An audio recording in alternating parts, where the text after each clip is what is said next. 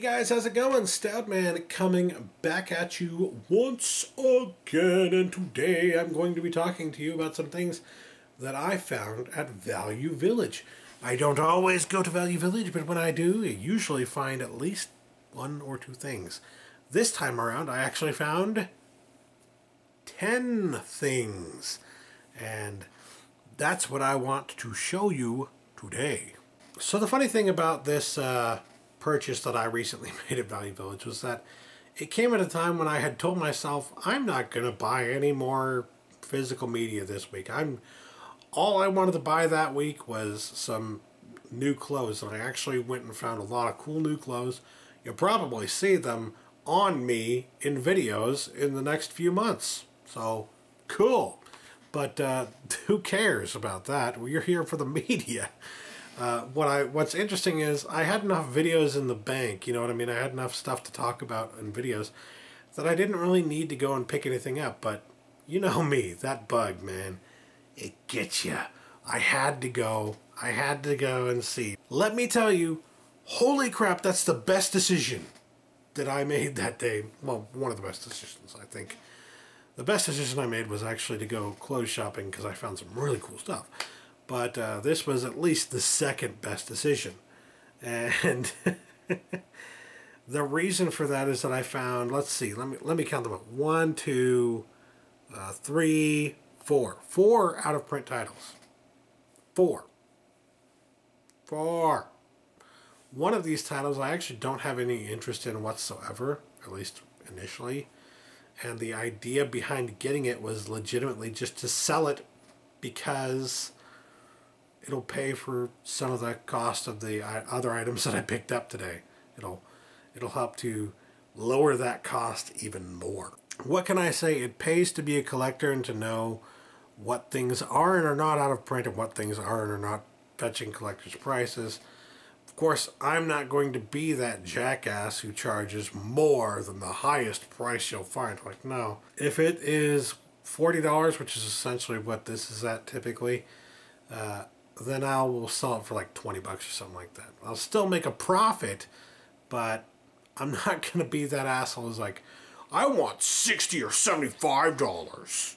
So anyways, I'll just start off by showing you that title in particular, the out-of-print title that I am probably going to end up selling. I might watch it just to see if it's something I want to keep, but I don't think it's going to be something I want to keep. Because it's not really up my alley, alright? It's not really something that I personally would enjoy, I don't think. And that movie would be Shag.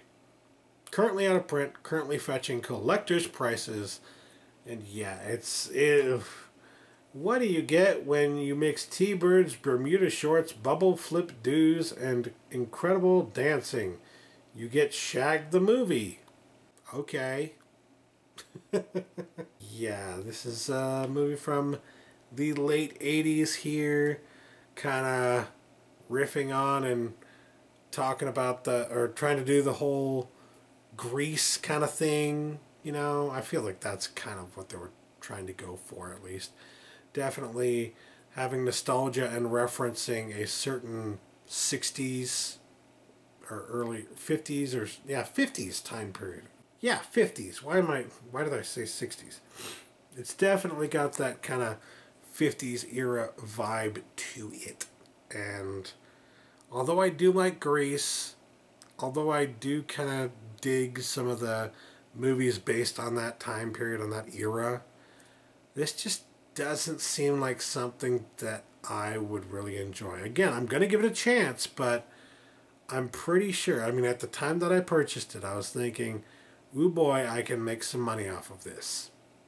And that'll go towards all the other things I'm picking up right now. At least cool because I can sell it for a decent price, right? Even if you don't like it, you have to admit, hey, if you can find something that's out of print and fetching some pretty high prices, even if you don't want it, you should probably pick it up. And by the way, the disc is in immaculate condition. The case, there are a few little like old sticky things here. It's still got like little pieces of the plastic there from the shrink wrap. The case isn't horrible, but it's not in the best condition. But the disc is immaculate. I don't think anybody ever actually watched this. I might be the first. So, yeah. I don't know. Tell me if any of you out there actually want this, and maybe I'll sell it to you for the price I just mentioned. Anyways, on to the next title, shall we? So the next thing I found here was Ed, or hold on here, Ed. So I found Triple Ed the movie. I found Over the Hedge here on DVD. Not a bad title to pick up to have in your collection because it's not available on Blu-ray, sadly. I love this movie. I think it's one of my favorite CGI animated movies from the past 10-15 years. It's just hilarious. Honestly, it was one of those I was not expecting to like when I first watched it, but then I discovered it was amazing in so many different ways. And I really wanted to have it in my collection. But I kept thinking, it'll come out on Blu-ray. It'll come out on Blu-ray. Surely it's going to come out on Blu-ray. Why wouldn't they put this on Blu-ray? And then years went by, and it never came out on Blu-ray. It never came out on Blu-ray. It's only ever been released on fucking DVD. So if you want to watch it, the only way to watch it is on DVD. And as you can see in the corner right there, this is the widescreen edition. Most of the copies you're going to find out there in the wild are, I can tell you from experience, the fucking full screen edition. And whether it's full screen or widescreen edition that you find, most of the copies you're going to find, I can tell you from experience, are going to be scratched to hell and back, guaranteed not to play. That is why I haven't picked it up until now, because every time I found it, and believe me, I found it at least 20 frickin' times at half-price books. Every single time I found it, it was completely destroyed. Completely and utterly destroyed, because it's a kids movie and parents give the movies to their kids and they don't think about how their kids don't know how to handle the frickin' DVD properly, or most kids, or a lot of kids don't or wouldn't bother trying to properly take care of a DVD. And thus, as what happens with most movies and DVDs aimed at a younger audience, or at least they're sold to parents, you know what I mean? They're sold to that audience. The DVD is usually just completely and utterly destroyed. So you may be thinking, why? If you saw the DVD here of Over the Hedge widescreen with Ed here and Ed here, and then on the disc, Ed, why? Why would you pick that up and think maybe that's going to look any better? Well, appearances can be deceiving. I had to look in the case and see for my goddamn self. And lo and fucking behold, regardless of the fact that the case itself is edified, the disc is in immaculate condition. It's the best looking disc of Over the Hedge I've ever seen out in the wild. I don't even know if it was ever played. And you know what? Fine by me. Because now I have Over the Hedge. And if you're wondering, but what about all the Ed? Do you realize how many like DVD cases I have that I can use like to replace this? The case can be replaced, man. The artwork, they didn't write on the artwork, they wrote on the case. Here, I'll show you. The artwork is fine. It has not been written on. The artwork is perfectly fine. I believe there are a few like indentations of scribbles on the artwork here, but other than that, it's mostly fine, no problem. The only real problem there is that it's got Ed written on the disc.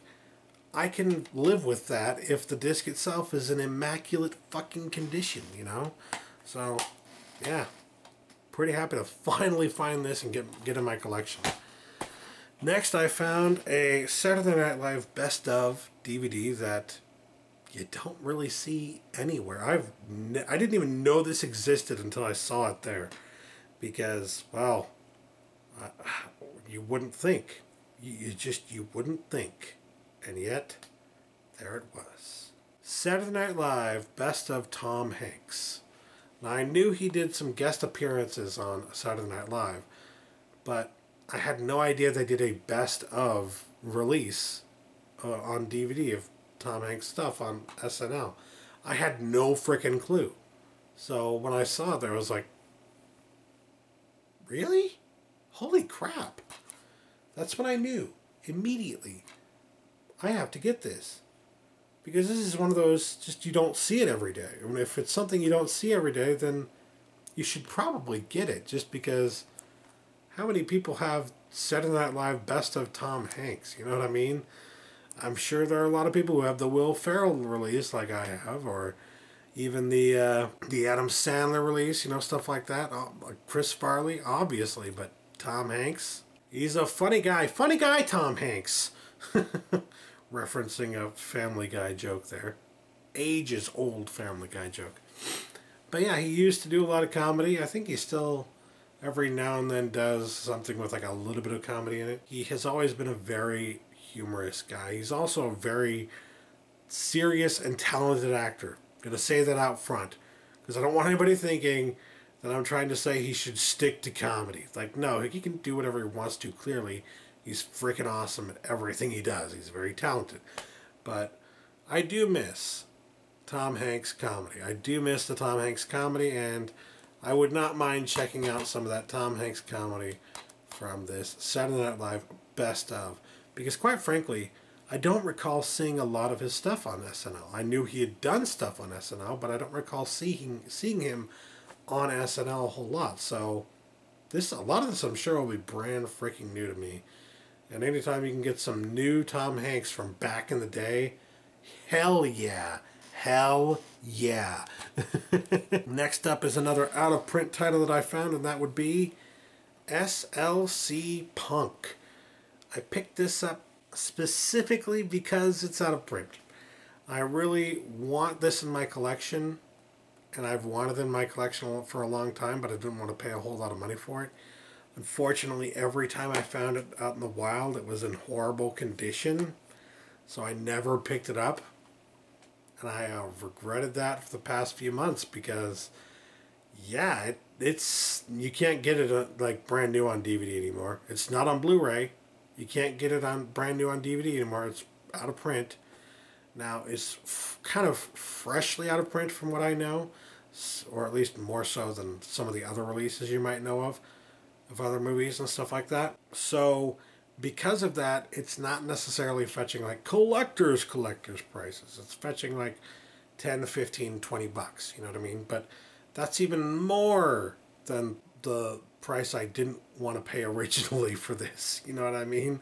So when I found it here for $3, I had to pick it up, even though this is a case where yet again the disc was just destroyed. The disc is, I don't want to say like completely destroyed. I'm sure it will play, or like maybe it'll play, but it's not in the best possible condition. There are surface scratches all over the place, but there are no scratches that are like completely dug in. So I figured it'll probably be okay. If I give it a nice cleaning, it'll be fine. And another reason that I decided to go for it, obviously I can resurface it if I need to, and it came with the insert here. So I was like, you know what? When am I ever going to see this again on a store shelf? Savvy collectors like me are going to pick it up immediately, even if it's not in good condition, and maybe flip it. So why take the chance that that'll happen every time it's put out on a store shelf before I can even get to it, when I see it right here in front of my face right now and I can get it? Hell yeah, I love this movie. I've wanted my collection for quite some time. Glad to finally have it. Next up, or in fact the next two movies, I bought specifically because they star Adrien Brody. Adrien Brody. Yes. This is Oxygen, which may also have the subtitle of Buried Alive. I'm not sure, but no, I don't think that is a subtitle. Sorry. I just realized they just decided to put that little tagline at the bottom, the end of the tagline for this movie, this tagline here, right at the top of the actual title. In fact, kind of overlapping the title. Horrible design choice. This is just a horribly designed cover, honestly. And even like the title doesn't look really that great. I'm sure it's not even that good of a movie, but if there's one thing you guys know about me, well, maybe you don't know this actually, but one thing you should know about me, because I have movies like Buried, and I went out of my way to find the Blu-ray of not the original, but the remake of The Vanishing. I like movies where people get buried alive. I don't know why. It's just one of those things that really creeps me out personally. And so I like to see it in horror movies because it's just like, it really gets to me. It's really like, it's one of those things. I wouldn't say I have like a phobia of it, but it's definitely something that I would say I am afraid of, something that causes fear in me. I don't know how else to put that. But yes, it gets me. It gets me every time whenever I see it. It's like, oh my God, that's so freaky. Oh God, what would I do in that situation? I don't know. Scares me. It's scary. So when I saw that this movie was very much like that, I had to go ahead and get it. The synopsis says, deep in the woods in a makeshift coffin lies a woman whose only hope is mercy from the psychotic man who buried her or the power of a cop who can break him. Now, I'm personally hoping that the psychotic killer is Adrien Brody, because I would love to see Adrien Brody as a psychotic. I'm sorry. I just would love to see that. But whatever the case may be, I really did want to see him in this movie. Obviously, any movie with Adrien Brody that I haven't seen, I probably want to see it because I love Adrien Brody and almost everything he does. But also, it's just the synopsis sounded pretty interesting. It sounded like something that I would enjoy at least superficially, you know what I mean? So even if it's something that most people would give like a 5, simply based on the fact that it's, got the story, the plot that gets me, I might actually end up giving it a 6 if everybody else gave it like a 5 or something like that. So I guess what I'm saying is, even if it was a bad movie, I would probably think it was okay. And based on that alone and the synopsis and Adrien Brody, I decided to pick it up. Why the hell not? It's not something I see every day. Next, I found another Adrien Brody movie here, Dummy. This one looked fairly interesting and sounded ridiculous. Academy Award winner Adrien Brody stars as a lovable loser who finds his inner voice by becoming a ventriloquist. He's a ventriloquist in this movie. Adrien Brody playing a ventriloquist. Done deal. Sold. Immediately sold. Now, this isn't something that's necessarily hard to find on DVD. You can go on Amazon and get it for like $7 right now. But it's not something I see every day. I think I might have heard of this at some point. It looked vaguely familiar when I saw it on the shelf, but in that way that it's like, God, I remember seeing something like this several years ago, but it just kind of disappeared as soon as I saw it, kind of thing, you know what I mean? So, yeah, I don't think I actually ever saw this movie, but I might have seen it on a store shelf or something like that and just been like, what the hell even is this, And, well, the second time around is the winner, I guess, because this time I did not take any more chances. I went ahead and picked it up. It was a pretty cool find indeed. It's not something you see every day and came with everything included. So, yeah, disc was in pretty good condition too, so why the hell not? Next up is yet another movie that was out of print and I have never seen, so I definitely wanted to check that out, especially considering that it's a movie directed by Robert Wise. That would be Susan Hayward and I Want to Live. This is apparently a classic that I've never seen. And you know me, whenever I see something that's like a classic that I've never seen, I'm probably going to want to pick it up just because, well, it's a classic. It's something that I've never seen. I want to check it out. And based on that alone, I wanted to pick it up. But then I found out it's actually apparently out of print. And I was like, oh, really? So, yeah, I am very interested in checking this one out. Apparently, this won the Oscar for Best Actress, Susan Hayward, and got Academy Award nominations for Best Director, Screenplay Adaptation, Cinematography, Sound, and Editing. So that was pretty cool. That's pretty cool stuff. If it was recognized by the Academy, it's probably at least halfway decent. Granted, not everything they choose is a winner. Not everything they choose is guaranteed to be a flawless film. Although I'm sure some people think that, you know. Sometimes they make the wrong freaking decision, alright? I'm not gonna lie. There are a lot of bad decisions made by the Academy. But, that being said, at the very least, usually you can rely on a movie with an Academy Award to be halfway decent. And I'm expecting something at least halfway decent from this, but the mere fact that it's also got Susan Hayward and it was directed by Robert Wise, I'm actually expecting this to be pretty damn good. So, yeah, hopefully it lives up to expectations, and also pretty cool to find it when it's out of print.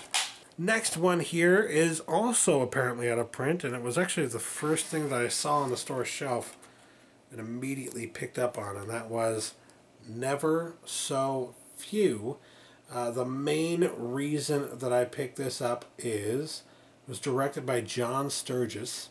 John Sturges is a notable name in the film industry. You also add on to that fact that Steve McQueen stars in this movie. He plays Bill Ringer, one of the OSS combatants harassing the enemy in World War II Burma. It is apparently one of his first big budget films that he ever did, so that's kind of cool. Also stars Frank Sinatra, and it's kind of hard to go wrong with Frank Sinatra. He was a pretty good actor at the time. So you got Steve McQueen, Frank Sinatra, John Sturges. Sold, immediately sold. But then I found out it was out of print, and I was just like, even more sold. A classic I've never seen, starring Frank Sinatra, starring Steve McQueen, and it was directed by John Sturges. Done! Gotta see that movie. Hell frickin' yeah. Next, I found Coffee and Cigarettes, a Jim Jarmusch film that I'm sure will probably get a release. If it doesn't already have a Blu-ray release from Criterion Collection, I'm sure it probably will at some point. But I didn't know if I wanted to get it on Criterion, quite frankly. I've seen this before with a friend of mine, and there are some sequences in the film that I enjoy, but for the most part, it's not really a movie that I felt like I had to have. So when I saw it there for $3, I was like, you know what? At least then I'll have the DVD, and if I feel like popping it in to watch a few of the segments or even just to watch the whole thing, I can do that. And I don't have to worry about getting the Criterion edition at some point of a movie that I don't necessarily love. You know what I mean? If I had to give it a rating of some sort, I'd say it's like a 6, maybe 7 out of 10. But, you know, 7 out of 10 that I didn't really love. You know what I mean? I can respect the movie for what it's doing and how well it's done. Jim Jarmusch is an amazing director. I love a lot of the movies that he does. Honestly, I haven't seen him do anything wrong yet. From what I've seen of his, he hasn't really struck me as somebody who does bad movies. Ever. So, yeah, this isn't a bad movie. It's just, you know, not necessarily up my alley all the way, per se. So, yeah. I mean, take that as you will, but I still wanted to have this in my collection just for the off chance that I wanted to check it out again. And I didn't want to have to pay $20-30 to get the Criterion if they ever do that, or if it is out there right now. So why the hell not pick up this version of Coffee and Cigarettes?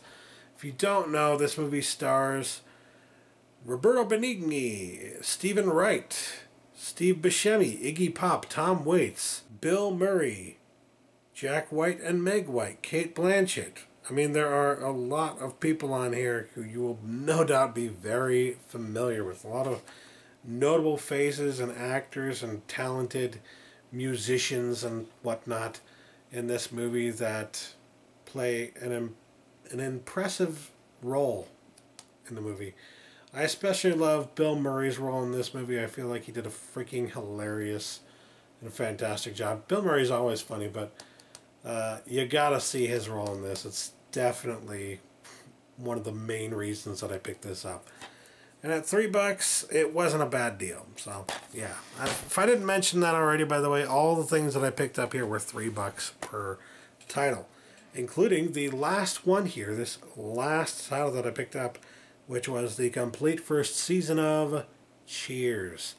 Yes, I got the complete first season of Cheers for $3. Not a bad deal. The discs were all in fairly good condition, so I decided to go ahead and take a chance on it because I wanted to go back and watch this and decide if it was something that I'd like to own the whole series of. And what better way to do that than just get the first season for $3, you know what I mean? And granted, that might make me feel like then getting each of the individual seasons instead of getting the big box set, but I think watching the first season, or at least watching a few episodes of the first season, and going through and trying to decide if that's something that I want more of, you know, if I really love it, then chances are I'll just go for the big box set whenever I can find it, you know what I mean? Whatever happens with that, I am very glad to have at least the first season here of Cheers. It is something that I remember watching at least a few times when I was younger, when I was a kid. I know that my parents would always watch it, or at least my mother would watch it here and there, and my brother was a little bit older than I was, watched it from time to time as well. It was back in the days when watching sitcoms throughout the weekend or the week and the weekend was not necessarily a foreign concept, and watching network television for that matter was not a foreign concept. Kind of holds some fond memories for me, and I'm expecting that it will be just as good as I remember it being, at least when I got a little bit older and watched some of the episodes and decided, oh man, this was actually pretty good. I just didn't understand it when I was a kid. Well, I'm even older now. I'm sure I'll understand it even better now.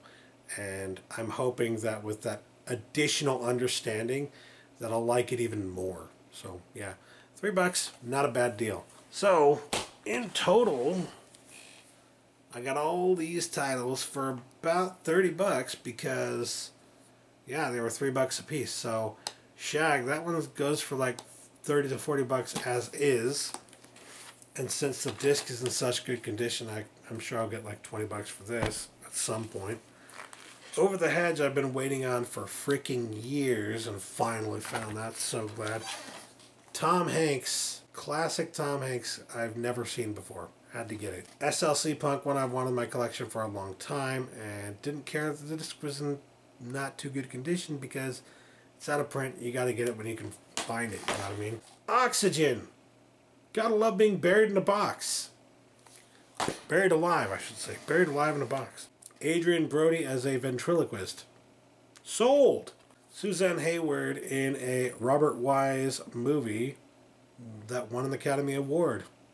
Out of print. Sold. Never So Few, a movie directed by John Sturges, starring Frank Sinatra and Steve McQueen. Sold. Coffee and Cigarettes, Jim Jarmusch. You got one of the finest little vignettes with Bill Murray that was ever made. Sold. Last but not least, of course, Cheers. Nostalgia. Gotta love it. So yeah, that'll do it for me today. Thanks for watching, guys. Tell me what you thought of these pickups in the comments below. Do you think my need to collect has driven me crazy? Do you think I didn't need to get all these things? Or do you think I made the right choice by hopping into Value Village? Let me know your thoughts in the comments below. Thanks for watching. Catch you later. Peace!